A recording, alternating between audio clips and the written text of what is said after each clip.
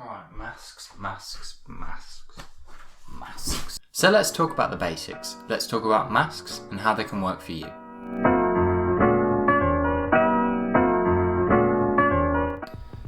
Okay, so because this is the basics, I'll try and run through as quick as possible so you can get straight into your edit. So as you can see, I've got my image in Photoshop here, and let's say we just want to apply an exposure change to a certain part of the image using a mask. So first of all, we want to apply our adjustment, so I'll do that to find the exposure adjustment tool. And then once we've brought that up, let's say we just want the end of the path being adjusted. At first it will change the whole image, but we'll get to that. So let's just focus on the end of the path and get it to where we want. Of course, this is just for a demonstration, this isn't for any actual edit.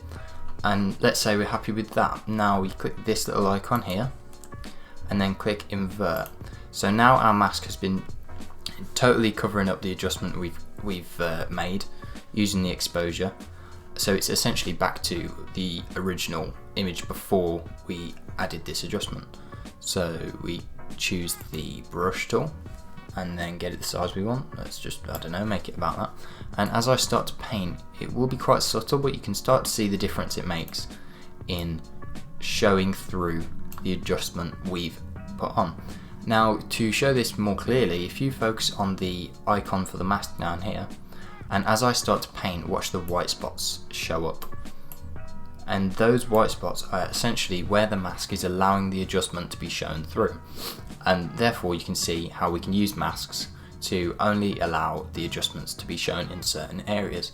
I hope you took a few things from this. I hope you can use it to your advantage. By all means, as per usual, if you want to leave a comment and let me know a few tips or anything like that, as I said in my previous video, that's what this is all about. If you do want to subscribe or leave a like, that gets some momentum going on these and it would be really useful. That's down to you, and I hope to be able to see you soon. As always, if you want to check out my Instagram, Ello and Behance pages, they're in the description below. They're at Shots from Joe.